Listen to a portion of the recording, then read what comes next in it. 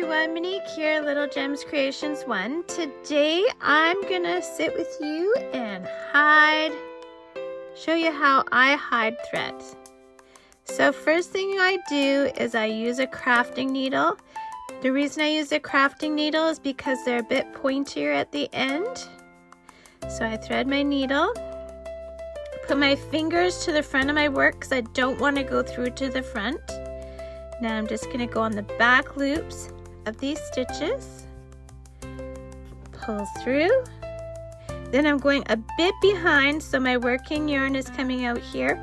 I'm going to go a bit behind and then I'm going to go past it. So I'm going a bit behind and I'm going to go past it, and that's called a back stitch. I'm going to do that a few times until I've used the majority of my yarn, and then that is it, my friends.